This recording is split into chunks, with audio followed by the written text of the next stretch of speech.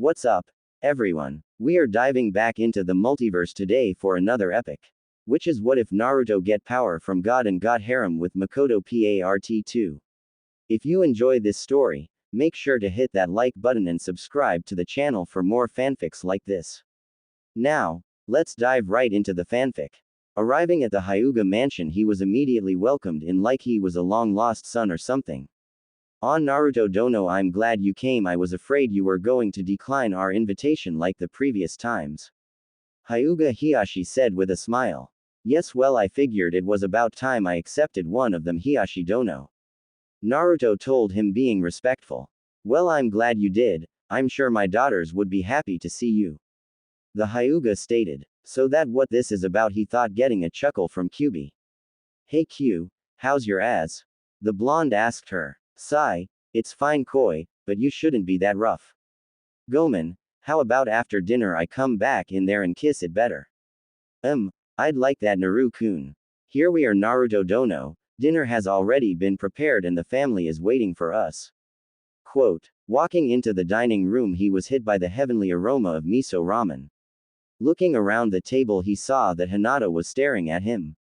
Again with a blush on her face. Hanabi, Hinata's younger sister, was looking at him with confusion. Probably wondering who I am or wondering about my eyes, he said to himself, and looking at the person whom Hiyashi had sat down next to, he couldn't help but smile. It was her, Hyuga Hiromi, a woman that he had always adored. Her gentle nature and the way her smile always seemed to calm his spirit. Bowing to her, he said, "Thank you for inviting me." To which she stood up and bowed back, not saying anything. Which is something he knew that she didn't have to.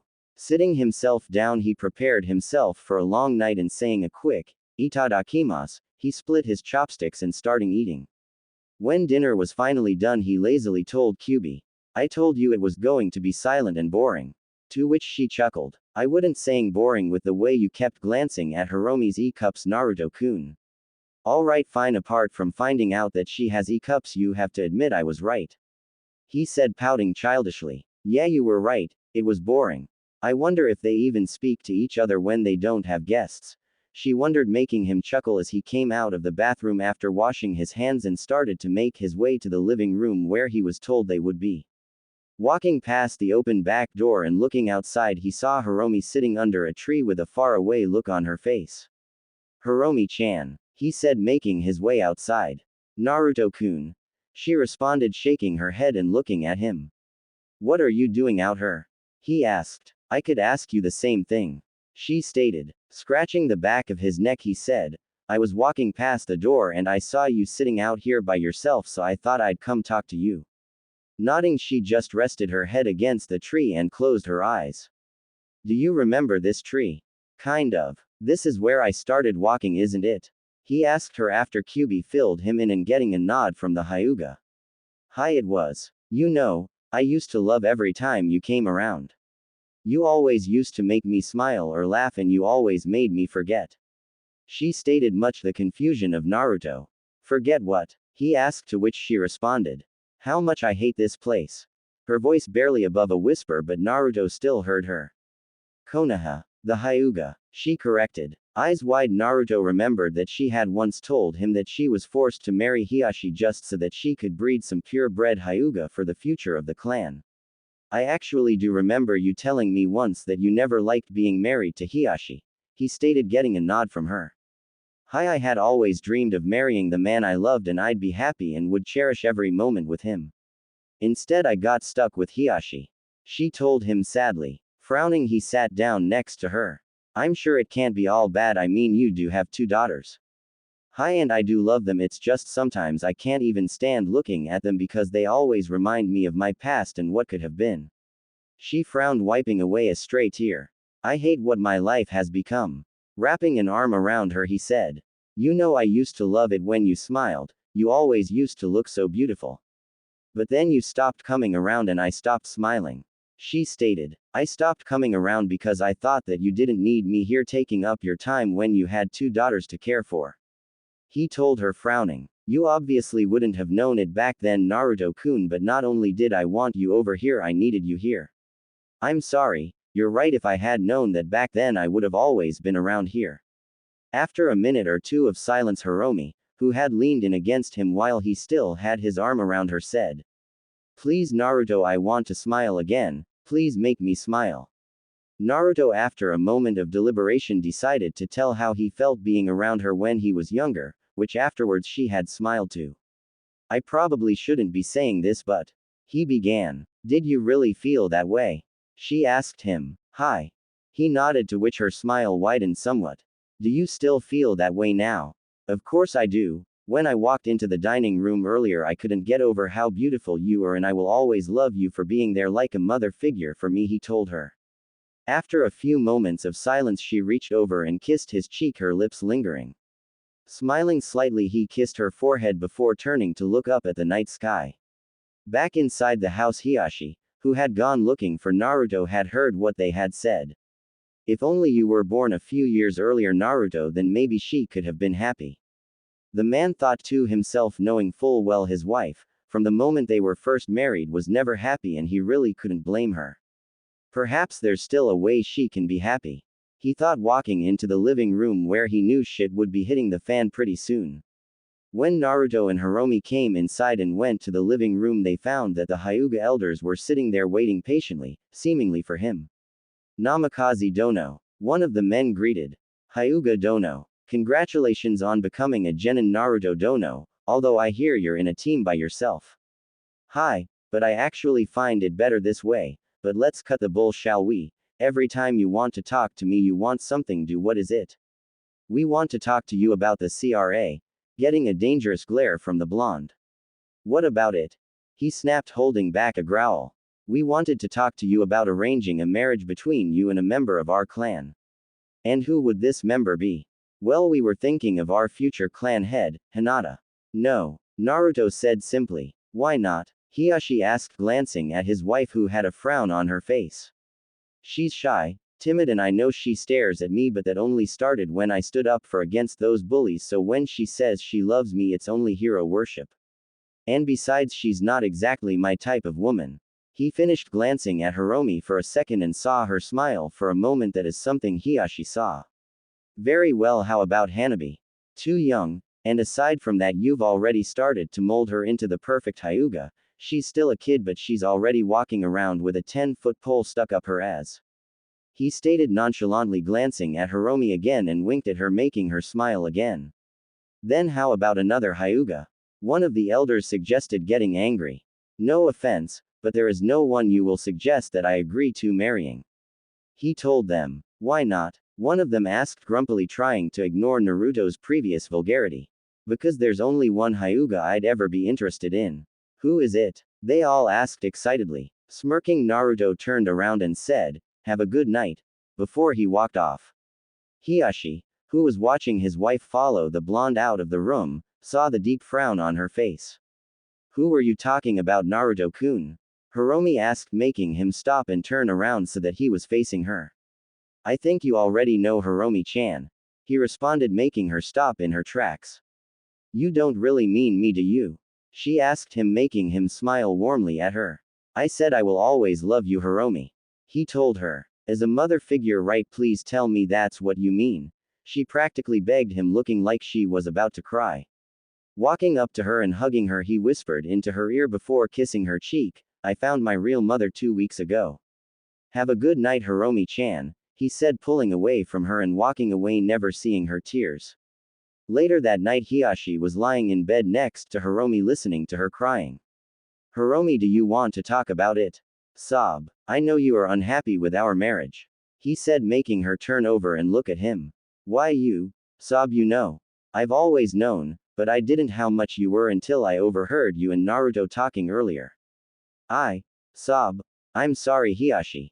It's alright, Hiromi, I can understand. I myself never agreed to this marriage in the first place because I knew how much you loved Minato," he stated, which caused her to sob even louder. "How do you feel about Naruto?" he asked her. "He's always reminded me of Minato-kun, you know, kind-hearted, strong-spirited, willing to sacrifice himself for others like he did with Mikoto." Well, what would you think about being in a relationship with him?" "What do you mean?" she asks, finally stopping crying. "Well, let's say we get a divorce. You and I both know Naruto is under the CRA, so it would be possible for you to marry him. But wouldn't the elders place the caged bird seal on me? Well, yes they would, but you forget Hiromi that Naruto has access to his father's library and Naruto is the only one who has access to Senju compound aside from Tsunade. And don't forget that he is also an Uzumaki, so if anyone is capable of removing that damned seal it would him. Do you really think that this is a good idea? I would love nothing more than to be free and happy again, but what about Hinata and Hanabi? I can't just up and leave them like that. They are both strong and smart girls. Sure, they may resent you, but if I were to tell them the truth about the matter, I'm sure they will come to understand. You really think so? She asked, to which he just nodded. And you would really be okay with this? Hi, you deserve to be happy, Hiromi. I'm just sorry that I wasn't the man that could make it happen. Hiyashi frowned. Kissing his cheek and smiling, she said, despite how I feel, Hiyashi, I always thought you were a good man, a good husband, and a good father. Thank you, Hiromi. He smiled. Do you really want to go through with this, Hiyashi? If it makes you happy and it makes you smile, then yes, I do. Thank you, Hiyashi. She said, sitting up. Do you mind if I go talk to Naruto-kun about this and see if he agrees? I don't mind at all. He said as she practically jumped out of bed. A few minutes later, Naruto was lying in bed meditating. Well, he wasn't actually meditating, he was actually drawing nature chakra into his body. 4 years ago, Kyuubi had told him about how actual sages could draw on nature chakra and utilize the power of senjutsu. Kyuubi had also told him that normally if someone drew on too much nature chakra they would literally turn to stone. But they both discovered that thanks to his eyes he could actually regulate the amount of nature chakra he drew upon, so there has never been a chance that he would actually turn to stone. Which he had always been extremely thankful for, by the way. Hearing a knock on his door, he opened his eyes, revealing them to be golden color, though they still had the 3 rings and the small dotted pupil of the Rinnegan. Walking out of his bedroom, it took him a couple of minutes to walk downstairs and reach the front door. Upon opening it, he was quickly hugged by Hiromi. Hiromi-chan, what are you doing here? We need to talk, Naruto-kun, she said, pulling away from him and noticing his eyes for the first time. Shrugging, she decided to file it away for later and said, sorry, I couldn't wait until morning, Naruto-kun, but this is important. Shrugging, Naruto ushered the surprisingly giddy woman inside. What's up? He asked her. I'm getting divorced. She informed him. What? He was shocked. What the hell happened after I left? Hi, I'm getting divorced, Naruto-kun. It was all Hiyashi's idea, you see. She informed him of their discussion. After a few moments he sighed and asked, and the two of you are really okay with doing this? Hi. She nodded. And you really want to be in a relationship with me even though you know I have to marry more than one woman? Hi. Things between us may be a bit shaky at first, but Naruto-kun, you have been the only person in the last 12 years to actually make me happy, and I feel that in order for me to stay happy is to be around you. The only question I have is, do you want to be in one with me? Well, as long as it makes you happy and the two of you are 100% okay with this, then of course I am. I did tell you how I felt about you. He smiled at her before she glomped him and practically suffocated him between her impressive bust. Thank you, Naruto-kun, thank you so much. It's fine, Hiromi-chan, real. He said, managing to get his head away from her chest and get some air. So where do we go from her exactly? He asked. Well, I was actually kind of hoping that I could stay here with you if that's okay. She blushed. That's fine, I can make up a guest room for you. He said, about to get started on doing so. Well, I was actually thinking that we could sleep together. She blushed, poking her index fingers together in a Hinata-like way.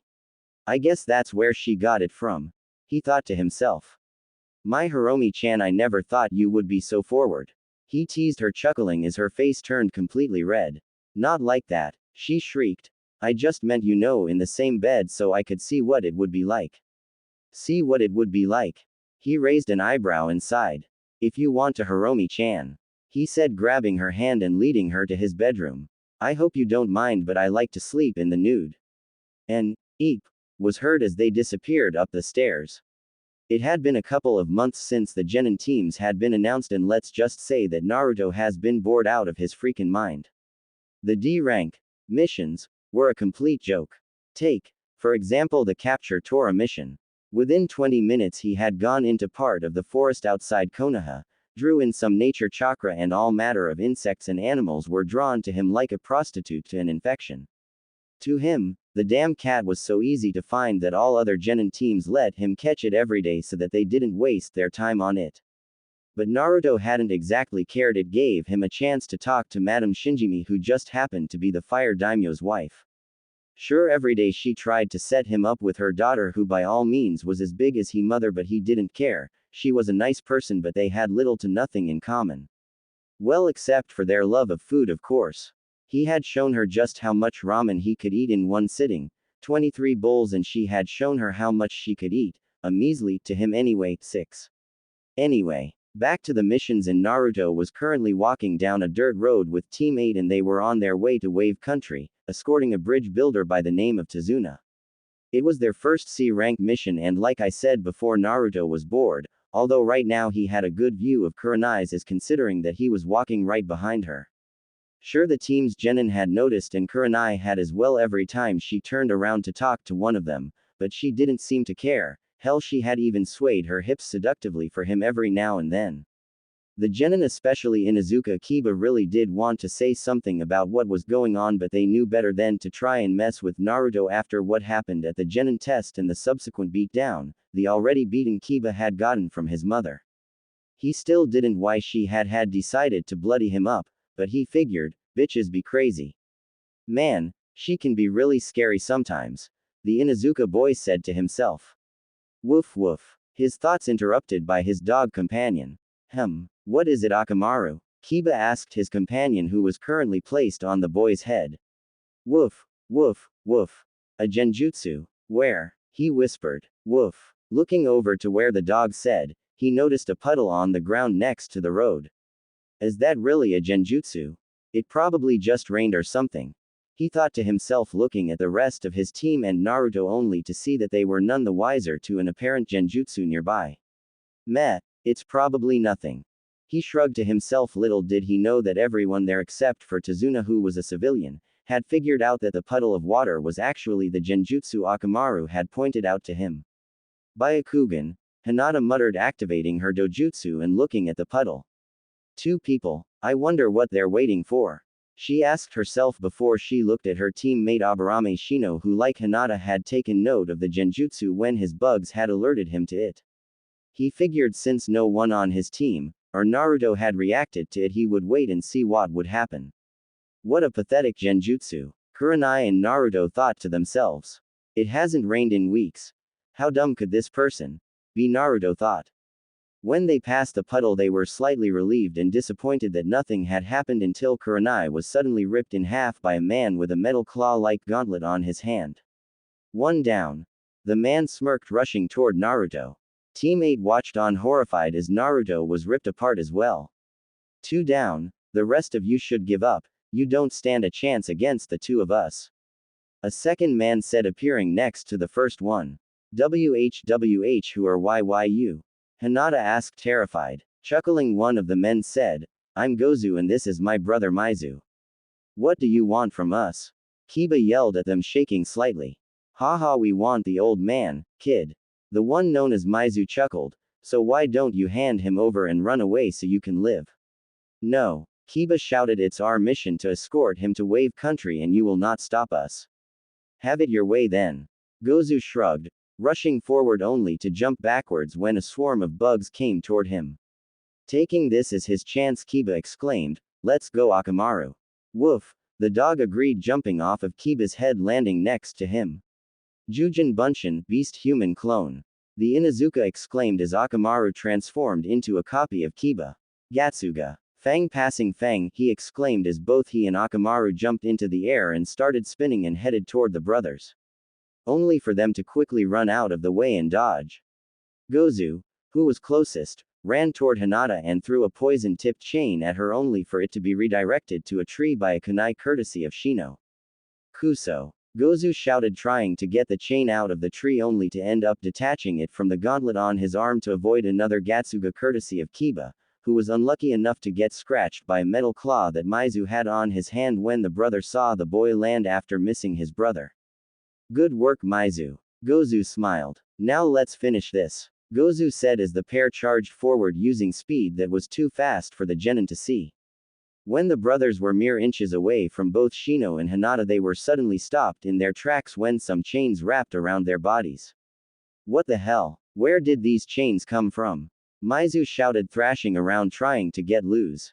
From me, a voice said behind them. Namikaze. Kiba exclaimed, shocked, before he looked over to where Naruto died, and saw chunks of logs. Kawarimi. He wondered in disbelief. Now, Gozu and Maizu was it. I heard that you two after the old man. Care tell us why? We won't tell you anything, you damn brat. Oh, I assure you that you will. In fact, I'm so sure that I'll get the information out of you that you won't even have to say a word. He told the brothers as everyone just looked on confused. How so, Naruto-kun? Kurenai asked, appearing before everyone. Kurenai-sensei. Kiba shouted happily. It's quite simple, Kurenai-chan. Just watch. He told her, walking over to Gozu and put his right palm on his head before he looked over and stared at Kiba. All I have to say is one little thing. He smirked. Kiba's eyes widened as those exact words echoed through his head. Human path, the blonde said. Everyone watched as in just a couple of seconds the monk's body slumped before Naruto released the man from his bonds. Let's see now. Gozu and Maizu, a pair of Kiri missing nin known as the Demon Brothers. It seems they have teamed up with former Kiri swordsman and A-rank missing nin Momochi Zabuza and have been hired by a man named Gato to kill the bridge builder, Tazuna-san. He informed everyone as they all looked at him like he had suddenly grown an extra head. What did you do to my brother? Maizu screamed, trying and failing to get out the chains. I killed him. Naruto lazily shrugged, going with the long story short approach. Nani? Everyone present screamed. You heard me. He's dead, just like you. YURGK, he gurgled when Naruto threw a kunai at his head, which landed right between the man's eyes. Dude, that was cold-blooded. Kiba told him, shuddering, with everyone agreeing with him. They were the enemy. What would you have done in Izuka? Piss on them. He said, walking away, leaving a twitching Kiba, a stupefied teammate, and scared Tazuna behind. Are you guys coming or what? This mission isn't over, you know. The blonde yelled back to them, making them all shake out of the stupors and run after him. Meanwhile, in the surrounding trees. Are we going to fight them, Zabuza-sama? The blonde seems plenty strong. Did you see those chains that he used, Haku?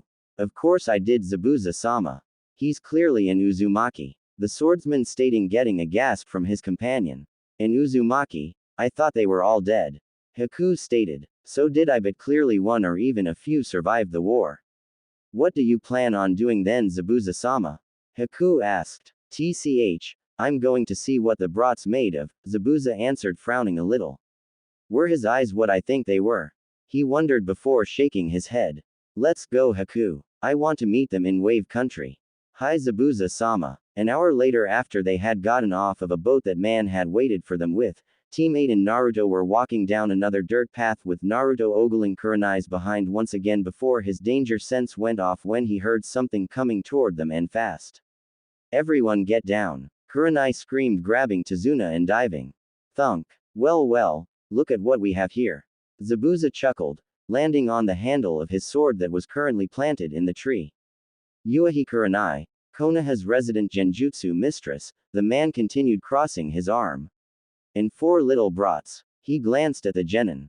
Momochi Zabuza, A-rank missing nin from Kiri and one of the former 7 swordmen. Kurenai calmly stated, although on the inside she was a nervous wreck. I can't fight a guy like him.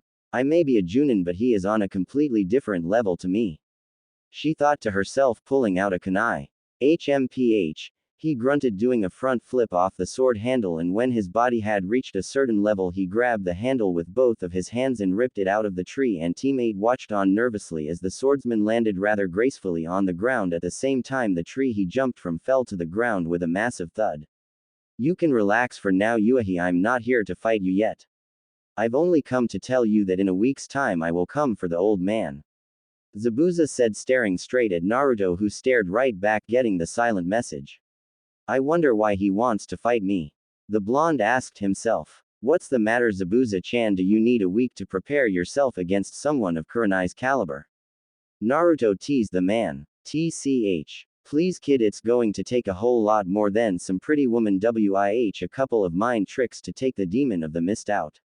Zabuza mocked Kurenai, who twitched slightly but otherwise didn't react. Chuckling, Naruto responded. A demon, you say? Well, aren't you in for a big surprise? If you're trying to scare me, kid, it's not going to work. When I was your age, I had already killed all the members of my academy class just so I could graduate. The man smiled as everyone but Naruto gasped in response. Well, when I was my age, I had already killed the man who stole this from Konoha. Naruto remarked, pulling a scroll out from his pouch and unsealing the hilt of a sword. Zabuza was about to mock Naruto, however he stopped in his tracks when Naruto activated the sword. Is that the Kurenai began but was interrupted when Naruto continued for her, Raijin number Ken. Wide-eyed Zabuza asked. You couldn't possibly mean the Raijin no Ken made famous by Senju Tobirama, would you? The one and only. Naruto nodded. Shit. If he has that, the Uzumaki bloodline and the Rinnegan. Maybe this mission won't be so boring after all. I wonder what else he's hiding. Zabuza mused. You're one interesting kid, you know that. I look forward to meeting you in battle, Blondie. The swordsman stated before jumping away. Where are you, Tsunami, Inari?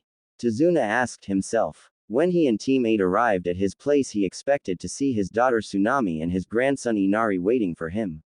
But they weren't there. Team 8 and Naruto had searched the entire country and unfortunately they had come up empty. That was 2 days ago. Day 3. They were getting increasingly worried. Tazuna was a complete wreck and no one knew how to console him. Although, since they had yet to find any bodies yet, Team 7 and Naruto were beginning to think that the two of them had left the country altogether for whatever reason, either that or they had been taken, but they didn't want to think about that. Right now Naruto was in the forest using nature chakra to communicate with the animals. You know, you really should stop following me, he said to no one. How did you know I was following you? A feminine voice sounded throughout the trees. It seemed to be coming from all directions, but Naruto wasn't fooled. I'm special, was his simple yet cryptic answer. I doubt that. Perhaps it has something to do with the gift the gods have bestowed upon you. A woman said, coming out of the trees. She's beautiful, Naruto thought, ignoring a growling Kyuubi. Don't be fooled, Naruto, came her booming voice. How can I? Naruto asked her. Look at her, she's nothing but nature chakra. I wonder who she is. So what can I do for you? The woman asked, smiling at him.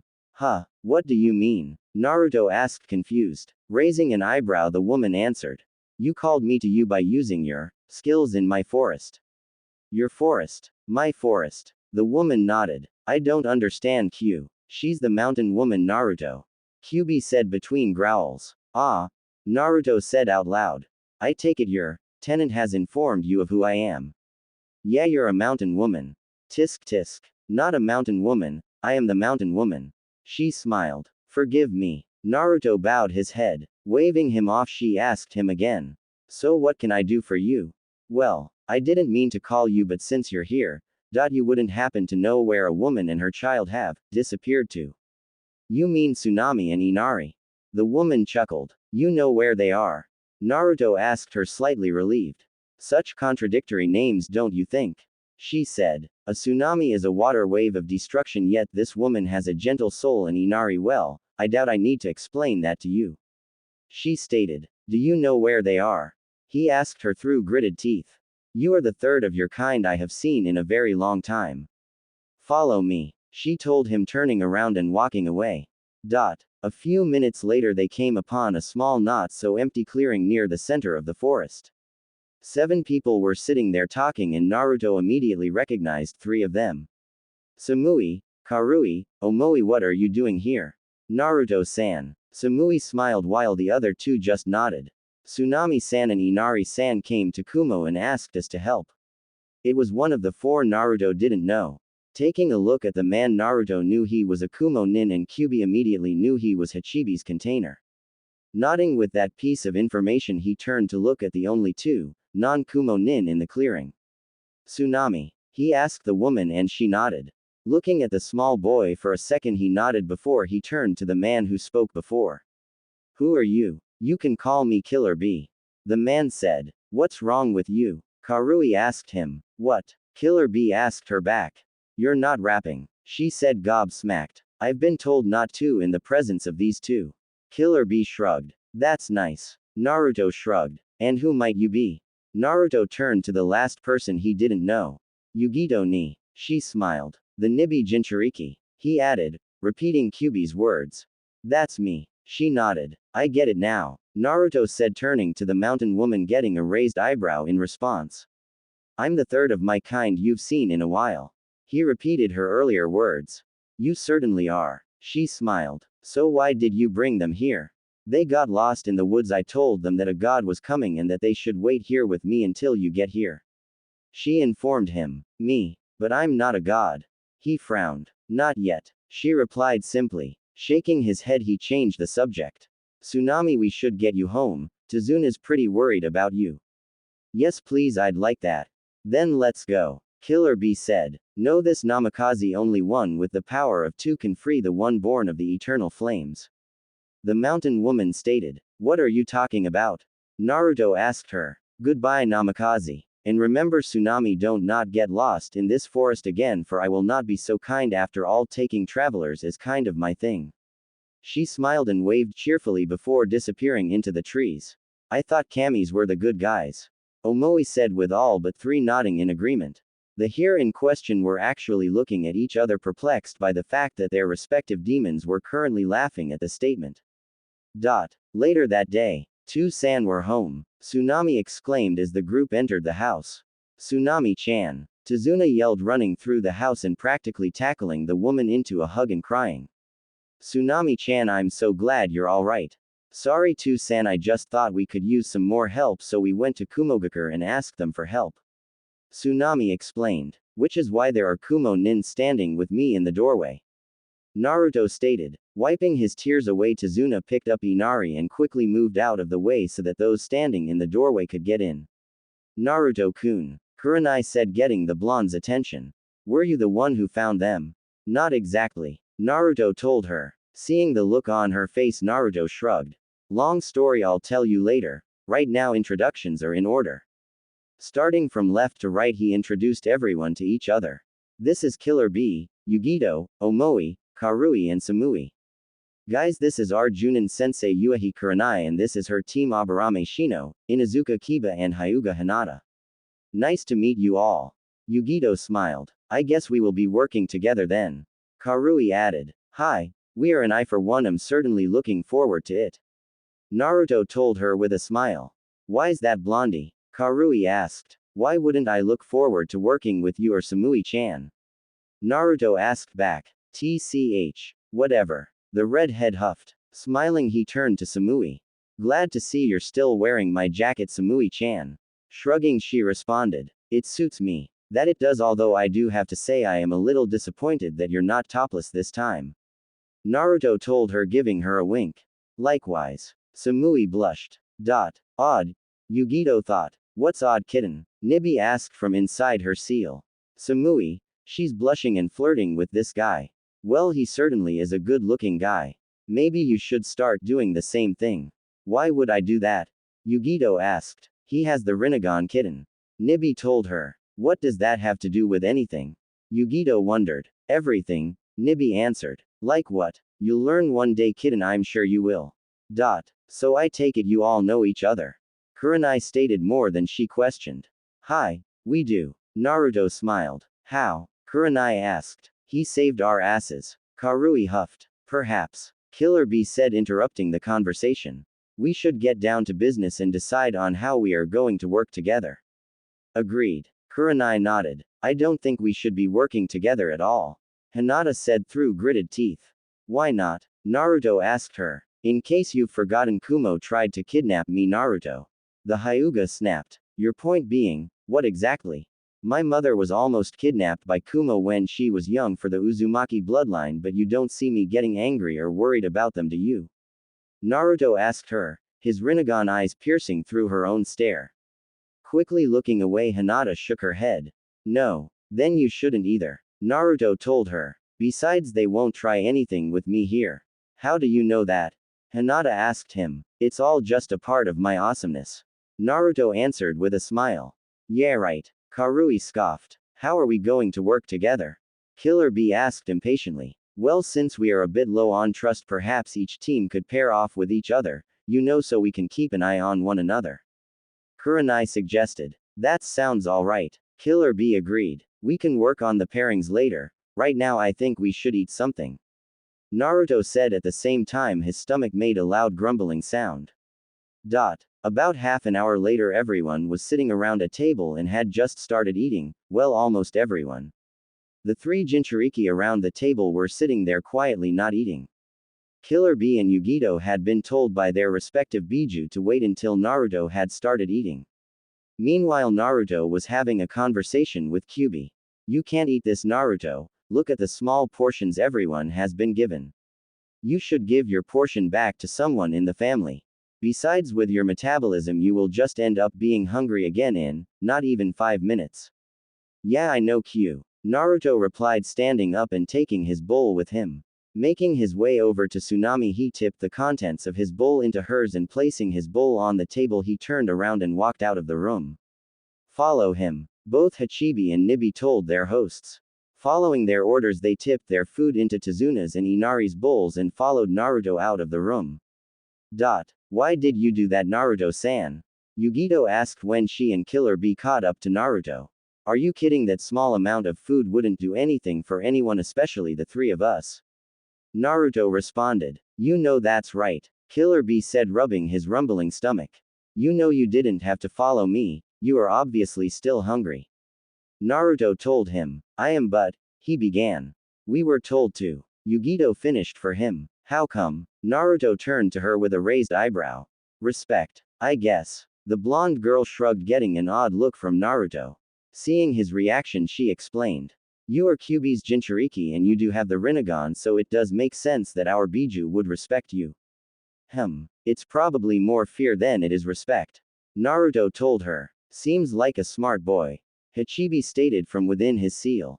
Which is a good thing. If the mountain woman was anything to go by, he's going to have a lot to deal with.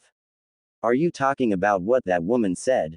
Killer Bee asked. Hi, only one with the power of two can free the one of born the eternal flame.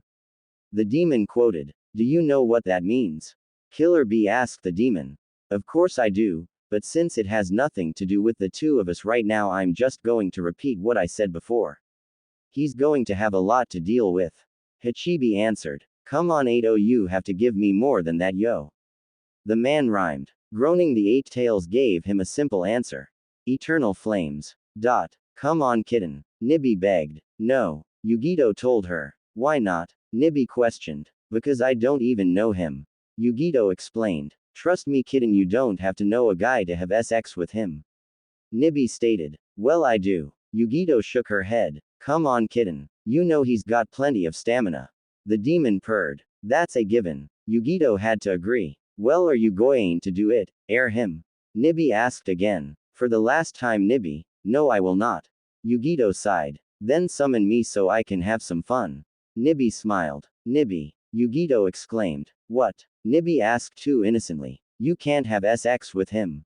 The blonde woman scolded. Why not? The demon cat pouted, the expression looking extremely weird on the face of a cat, let alone a demon. Because he's human. Yugito told her. I do have a human form. Nibi frowned. Still, I don't think so. Yugito shook her head. TCH, Kyubi gets to have all the fun. Nibi whined. You don't think the two of them are having sex, do you? Yugito asked, shocked. With a chuckle, the demon answered. With a body like his, without a doubt, kitten, without a doubt. Shaking her head in disbelief, Yugito said. I don't believe it. Go ahead and ask him them. Nibi shrugged. But I'm telling you, kitten, Kyubi is riding his long hard company. Nibi.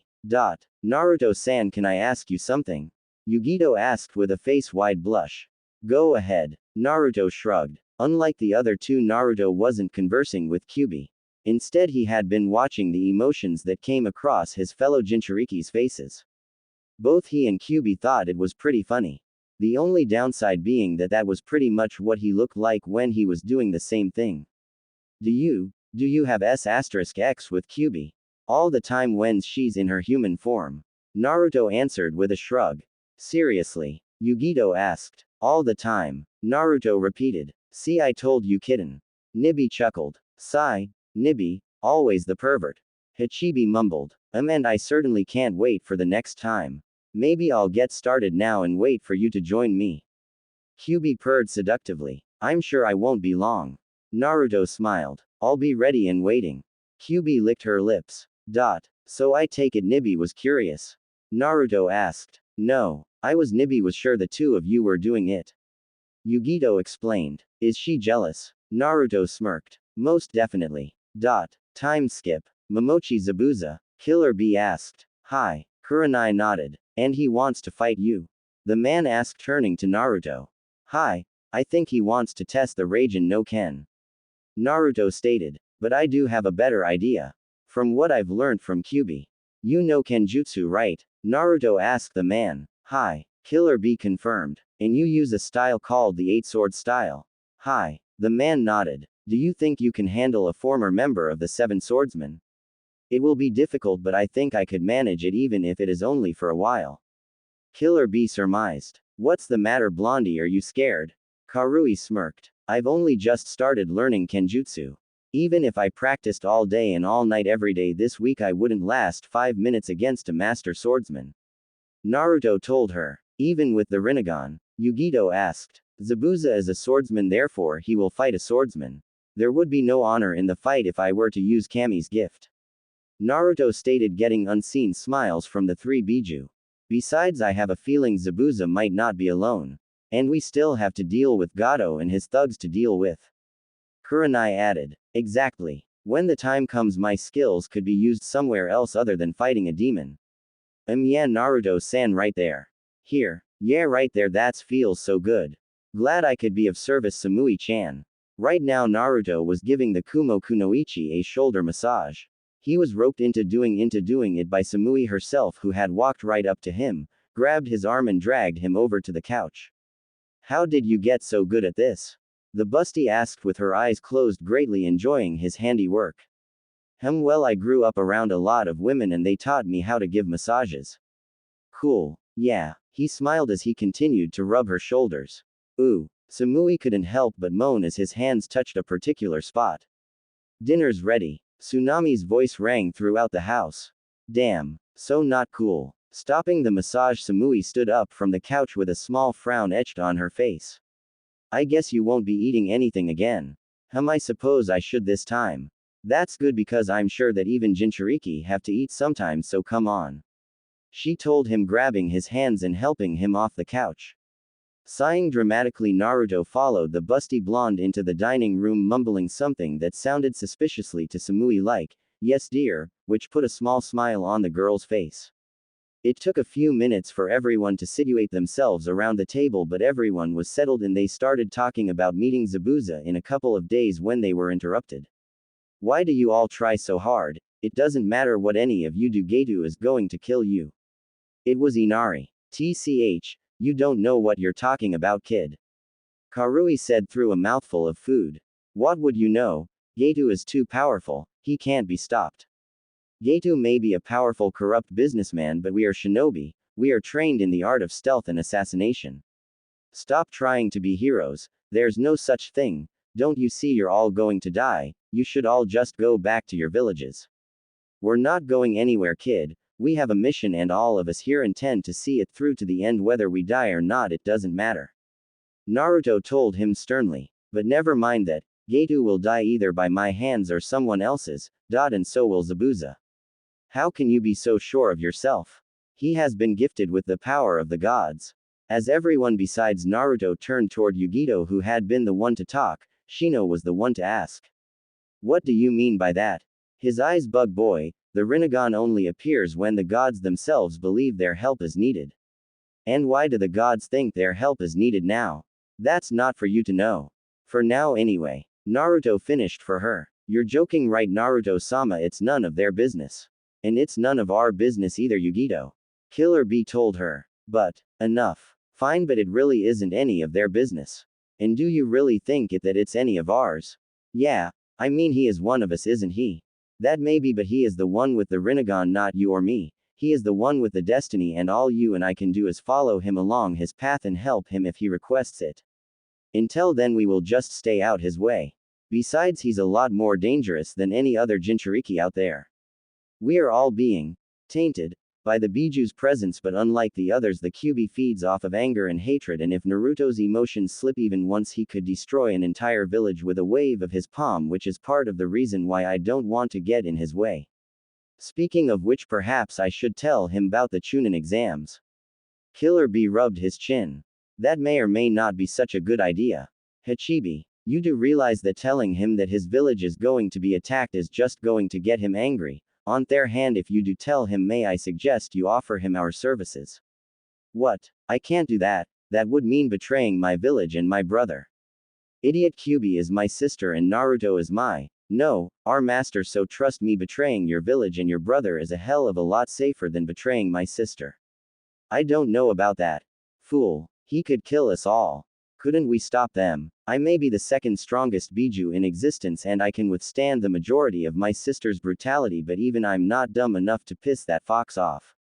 And I also believe that Nibi and Yugito have already accepted the fact that it's better to follow Naruto than to be on the receiving end of a demonified Kami's kicking. So if I were you, I would think about your options very carefully. Kurenai-sensei, I'm going outside to train.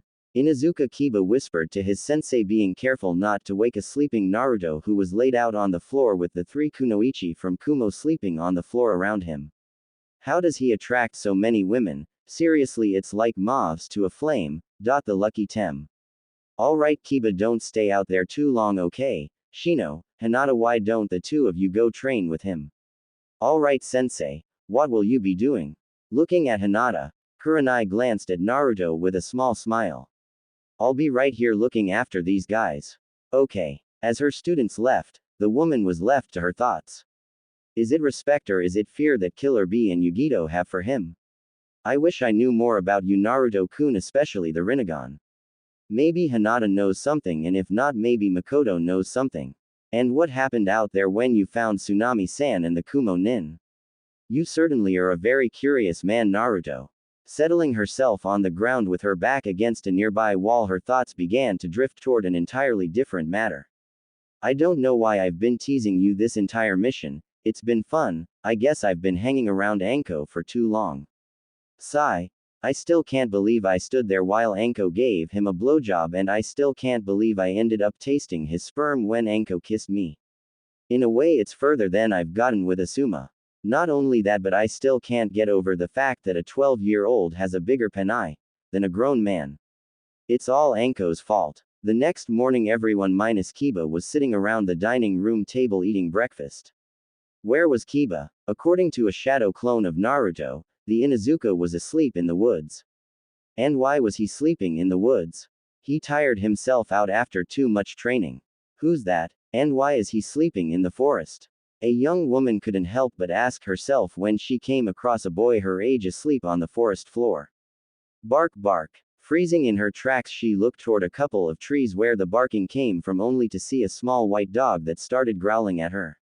Looking back at the sleeping boy, she saw a Hittite on the floor next to him, slightly covered in dirt. So he's a shinobi from Konoha, like the blonde boy Zabuza-sama wants to fight. So this dog could be a nin dog.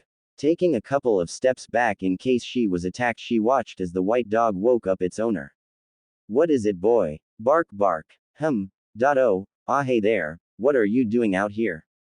Kiba asked, trying to pretend that he hadn't just woken up on the forest floor. I could ask you the same thing. You could catch a cold if you sleep out here. Hee hee, yeah, I probably could. I guess I fell asleep out here after training. Training? So you're a shinobi? I sure am. So why were you training? I need to get stronger. What for? One day I'm going to be the head of my clan, but before that happens I need to get stronger.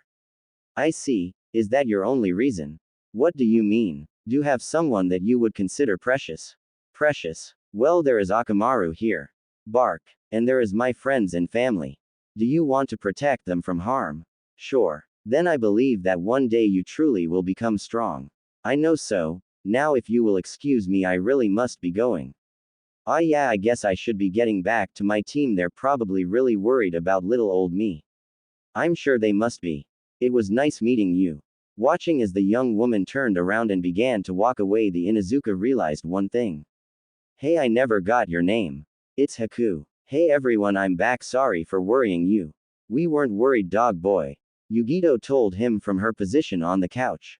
Agreed, we were actually enjoying the peace and quiet. Naruto smiled sitting next to Yugito. What was that, Namikaze? It is so not cool to be that loud in the morning. Be that as it may, Samui-san, it is a good thing. It means that he has all the energy he needs for the fight today. Kurenai has to resist the sudden urge to roll her eyes.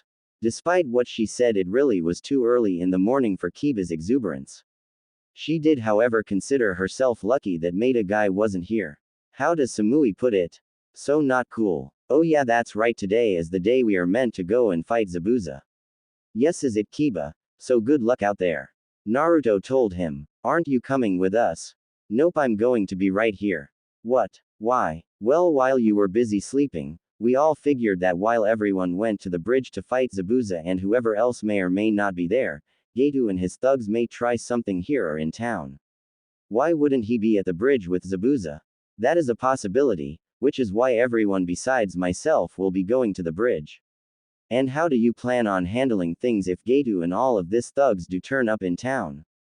Naruto smash. So where's the blonde brat? Naruto. He was smart enough to know he didn't stand a chance against you, so I'm here in his place. So he turned tail and ran like a coward. He didn't run Zabuza. Like I said, he was smart enough to know when he's outmatched, so he decided to stay in town in case Gato and his thugs showed up. TCH, I still think he's a coward. A real man would have shown up for the fight whether he was outmatched or not. Then I guess it's a good thing he's not a man, he is only 12 after all. So what? When I was 12 I already killed all of my classmates at the academy. Believe what you will, Demon of the Mist, I already know your story, so don't bore me with the details. Whether you like it or not, I am your opponent now. Whatever, who are you anyway? That question put a smile on the Kumo nin's face. Haha, I float like a butterfly and sting like a bee, I am the Hachibi Jinchuriki, killer bee. You're a Jinchuriki? That's just great. I'm also a swordsman. So what, we're going to have a Kenjutsu fight then? You know something, I remember Naruto once said that there would be no honor in this fight if we did not have a Kenjutsu fight. We may specialize in Kenjutsu, but we are shinobi, we lie, we cheat, we steal, honor has no place on a battlefield. I do have to agree, but in respect for the Uzumaki, we will be doing this the honorable way. Even if the brat is an Uzumaki, you seem to hold him in high regard. I certainly do. Why? He's only a genin, isn't he? That may be, however he is a lot stronger than that, he may even be stronger than the both of us. This wouldn't have something to do with his Rinnegan, would it? Humph, maybe. So is it respect that you have for him, or is it fear? That's a good question. Kurenai told herself from behind the pair. And what would you know about the Rinnegan? Only a little bit. Perhaps you should take a trip to Demon Country one day. Perhaps one day I will. Now are we going to do this or not? Let's get wild. Activating his Hachibi cloak, Killer Bee was now holding 8 swords. 8 swords? That's not good, and I still have the rest of the group to deal with. Haku, get up here. So they came here just like I thought they would. Naruto thought to himself. He had just finished taking out 2 idiots who thought they could run around and pretend being samurai. Naruto didn't even blink when they came charging through the door. As soon as they came through, he wrapped them up with chains and then speared them through the heart with his crystal. That was too easy. Now I should probably head over to the bridge and join the others. He told himself before turning to look at Tsunami, who had just come running into the room. What's wrong, Naruto-san? I heard a loud noise. The woman slowly trailed off, seeing 2 dead bodies on the floor in front of her front door. Sorry about that, Tsunami-chan. They came charging through the door and I just reacted. I'll just get rid of the bodies for you. He told her before turning back to the 2 on the floor and holding out his right hand in front of his body. Tsunami watched in fascination as crystal shot out the blonde's hand and hit the 2 on the floor. She wondered briefly why he did that before she saw the crystal grow around the bodies. It was only a matter of seconds before the 2 of them were completely encased in it. With a snap of his fingers, the crystal began to crack and Tsunami watched on in complete awe as the bodies disappeared, seemingly into thin air. That always fun. Naruto smiled before walking toward the door. Tsunami-chan, stay here with Inari, I'll be going to the bridge to join the others, but I'll leave a clone here with the two of you in case anyone else decides to come by. Alright Naruto-san, be safe. Meanwhile on the bridge it was safe to say that Kiba was getting his ass handed to him by Haku.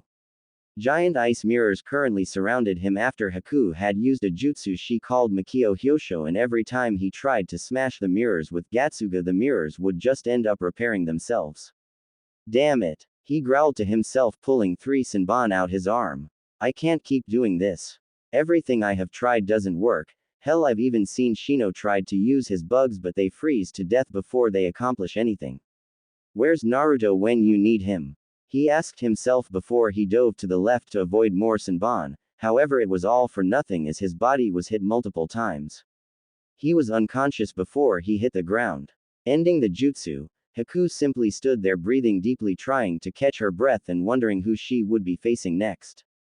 Judging by all of the frozen bugs on the ground, the one controlling them shouldn't be much of a challenge. The one with the Byakugan, I believe she called it, is not much of a challenge either if I keep her at long distance. I don't know about the two from Kumo, but judging by their swords I believe they seem to focus more on kenjutsu than anything else. The Junin on the other hand should be able to match my speed, but from what I understand she is a genjutsu specialist, so I may be able to defeat her with my Mikio Hyosho. I should consider myself lucky that Naruto Namikaze isn't here. While Haku was thinking about her next opponent, Killer Bee was struggling to find a way through Zabuza's defense. Well, I guess he wouldn't have been one of the 7 swordsmen of the mist if he didn't have any skill with a sword. Blocking a strike, Bee quickly lunged forward using 4 swords to try and cut down Zabuza. However, being the master swordsman he managed to block 3 swords and completely dodge the last one by quickly jumping back and creating a bit of space between the two of them. Breathing heavily, Zabuza wiped sweat off of his brow with his free hand. So this is the 8-sword style. It seems to be impossible to get through, not to mention the 6 Biju tails enhancing the strength behind 6 of the swords. The swordsman thought, shaking his head. Looking over at Haku, he was glad to see she had beaten the brat and his dog and was now regaining some of her energy. I knew that brat would be no problem for her. No doubt the boy and his dog are still alive though. Even after all of this time I've never been able to change her mind about killing someone. She's always been so pure. He frowned toward her. I do have to wonder where Namikaze is or whether or not he will actually show up. Honor or not, that Blondie is the real challenge. And where the hell is Gato and his idiot thugs? He growled before jumping toward Bee, aiming for the man's knees. Meanwhile Naruto had already arrived at the bridge, but he was only watching what was happening from a tree nearby. It looks like both Bee and Zabuza's attacks are starting to slow down, which means they are getting tired. Maybe I should show myself now. Or maybe you should figure out a way to deal with Zabuza's partner first. That's a good idea. He nodded his head agreement. From here it looks like she is able to use Hyoten. This is going to be a tough one. Once I'm on the bridge my Mokuten is inaccessible. I guess I'm just going to wing it. Either way I'm going to end this quickly as I can. Making his way over to the bridge, Naruto quickly joined Kiba inside the dome of ice. Yo! He waved cheerfully at Haku, who upon seeing him, tensed up. Namikaze, she said, thankful she managed to keep her voice calm because on the inside she was panicking. You know, this ice dome is pretty sweet. Naruto smiled. Thank you. She narrowed her eyes. How are you so calm right now? You're in the middle of my ice dome where I have the upper hand. You keep telling yourself that. Naruto told her, waving his hand at her, dismissing her comment. What makes you so sure? She questioned. Because of this. He shrugged. Hyoten. Hisatsu Hyaso. Ice release. Certain kill ice spears. He exclaimed, going through a set of hand seals and slamming his hands down onto the bridge beneath him. Cursing, Haku had just out the back of the mirror she was standing in as a dozen giant ice spears shot out from the bridge and pierced all the ice mirrors in a matter of seconds, causing them all to shatter. I should have known he would be able to use Hyoten. She shook her head. To be able to destroy my Mikio Hyosho so easily. She looked down at her hands only to realize that they were shaking. I know this feeling, fear. She closed her hands into fists. I haven't felt this in a long time, not since my fath. No, I can't think about that now. She sighed. Your end is here. Naruto stated as walked through the icy mist. No, I cannot be defeated. Haku stuttered. I have to protect Zabuza-sama. I'm afraid it's already too late. Naruto told her. No, it's not. I can still fight. She growled defiantly, trying to run forward. She was shocked to realize she couldn't move her legs. What is this? So you've finally noticed my crystals. Naruto smirked. When did? The second you landed on the bridge. Naruto answered. About to respond, a short whistle came from behind her. Turning her body as much as she could, she saw a second Naruto standing behind her. Waving at her, the second Naruto started to chuckle. I love it when a plan comes together. Shaking in fear, she realized it was indeed part of some plan. The attack he used left her with only the one option, jumping out backward, and with the clone lying in wait, it was free to attack while she distracted. Like I said, your end is her. The Naruto standing in front of her stated as he began to walk forward. By now the crystal that covered her legs had made it up to her neck, completely covering her arms in the process. Sighing softly, Naruto came to a stop in front of her. This result was inevitable. Naruto told her. The moment I decided to step onto this bridge, your fate was sealed. No, this can't be the end. She struggled, trying to do anything she could think of doing to try and get herself out of the crystal, quickly realizing it was pointless. No, Zabuza-sama. She cried, tears streaming down her eyes. Before she was completely encased in the crystal.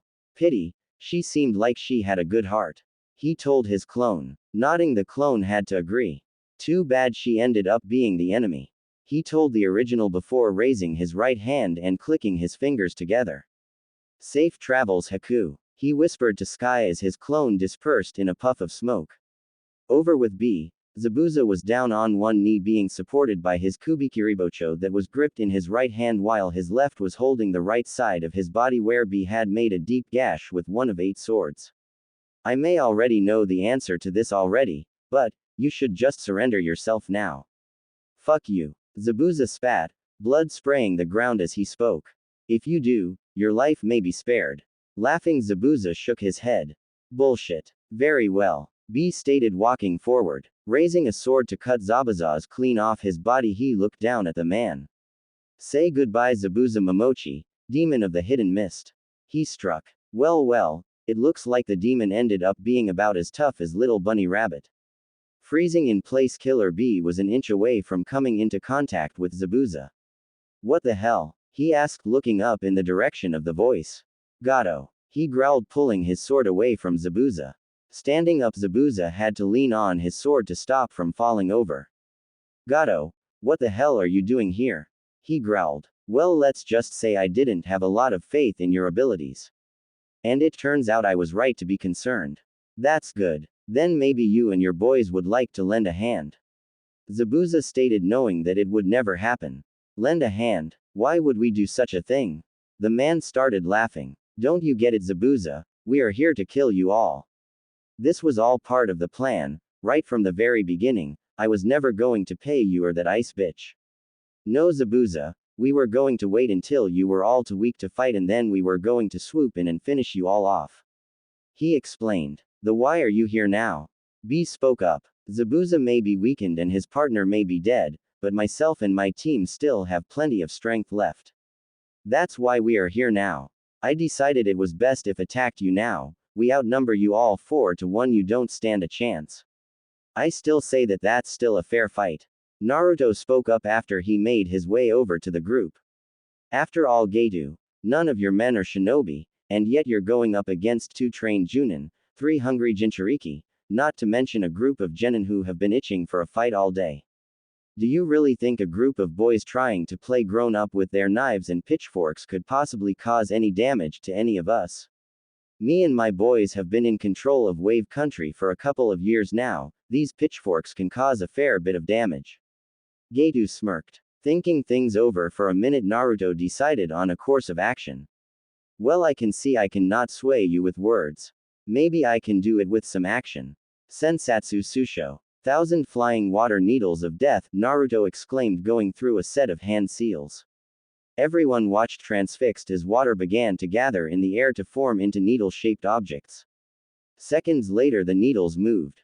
Getu and his men ran screaming as the needles headed in their direction. Some of them managed to dive into the water, others like Getu, weren't so lucky. Luckily Getu had been struck in both of his legs, stopping him from moving. Who's the pathetic little bunny rabbit now? Zabuza asked the whimpering man, after the attack was finished. Laughing, Zabuza walked toward Getu. You made a mistake in showing up here, Getu, he said. Reaching the man, Zabuza grabbed the man and made him sit up.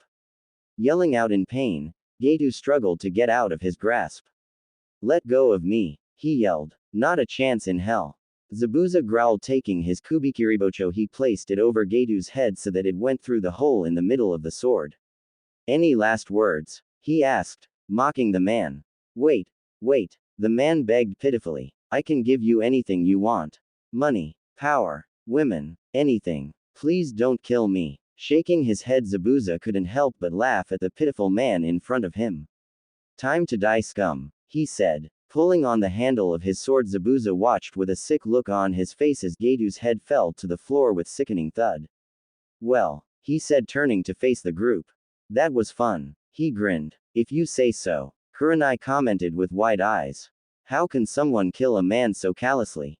She asked herself. Well, now what? Karui asked. With Getu dead, doesn't this mean that this is all over? There's still Zabuza to consider. Yugito answered her. He's not our enemy anymore. Naruto told them before looking at Demon of the Hidden Mist. Isn't that right, Zabuza? He asked. If you say so. The man shrugged. It's not. I'm getting paid anymore. Right. Naruto nodded as if that answered everything. What the hell are you talking about, Namikaze? He was just trying to kill us. And he was getting paid to do so. Naruto told her. Just like we from Konoha are all getting paid to protect the bridge builder, and you ladies from Kumo are getting paid to protect Tsunami. But since Getu is dead, Zabuza continued, I am no longer getting paid, which means you are no longer my enemy. He may be considered a missing nin, but he still has his honor. Killer Bee joined the conversation. So what are you going to do now? Naruto asked the man before Karui could speak. Not much I can do except travel. Like you said, I am a missing nin. Why not stay here in Wave? Came a voice from the other side of the bridge. It was Tazuna, and he bought the citizens of Wave with him. I guess we're a little late. The old man chuckled, rubbing the back of his head. Forget that. A man from behind him spoke.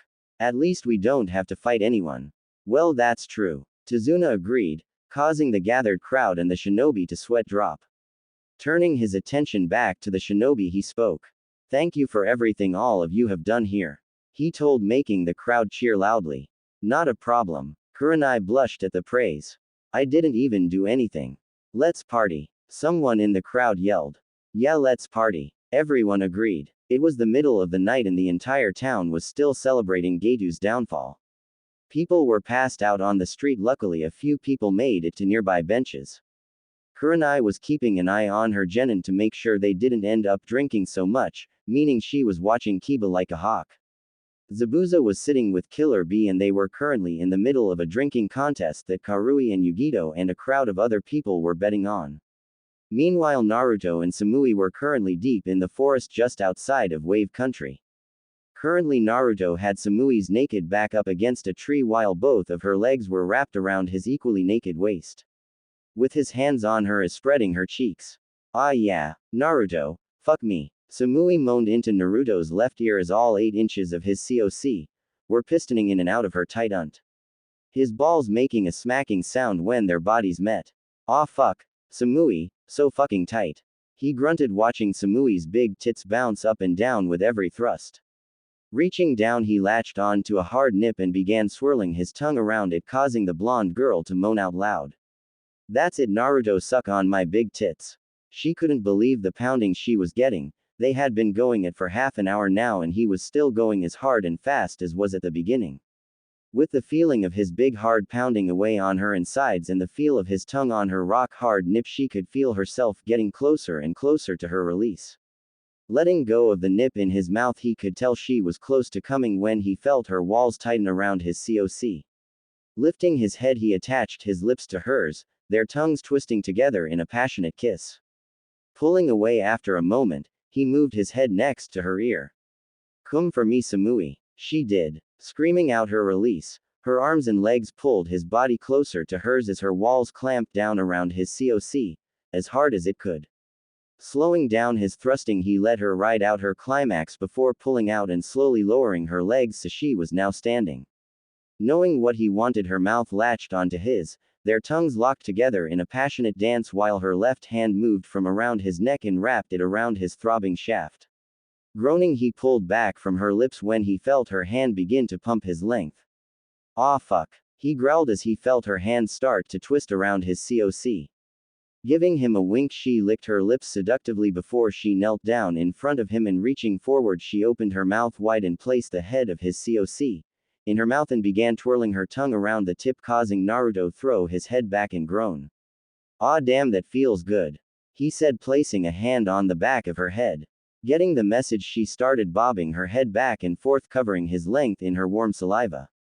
Moaning around the coc in her mouth, sending pleasant vibrations up his shaft, she spread her legs apart and moved her left hand between them and began running her fingers along her wet folds while her right hand moved to his sack where she began to tease his balls. Naruto shivered with pleasure. Every time she bobbed her head, he could feel his coc hit the back of her throat and her tongue felt great wrapping around his shaft. Looking down, the sight that greeted him only added to his excitement. She had taken to furiously rubbing her hand against her clee and her juices were dripping onto the ground. Growling at the sight, his legs felt like jelly. To him it felt like she was trying milk him dry, and by the stirring he felt in his balls, it was working. "Aw fuck," he moaned. "Here it comes, Samui." Moaning around his coc, she moved her head back until only the head remained in her mouth, and removing the hand from between her legs she started pumping his shaft. "Shit. Swallow every drop," he told her, tightening the grip he had on head as he let loose a torrent of cum in her mouth. Moaning, Samui didn't waste any time in swallowing every drop of cum that entered her mouth. Finally, after a minute, he sighed as his orgasm tapered off, pulling off his coc. When he finished coming, she licked her lips, swallowing the last of his seed before she went back to leisurely licking his shaft, bathing every inch of it in warm saliva, making sure she kept him hard for what she had planned next. When she was sure he was still hard as rock, she pulled away from him and laid down on grass beneath them. Raising an eyebrow at her, not entirely sure what she wanted her to do, he waited for some of a signal.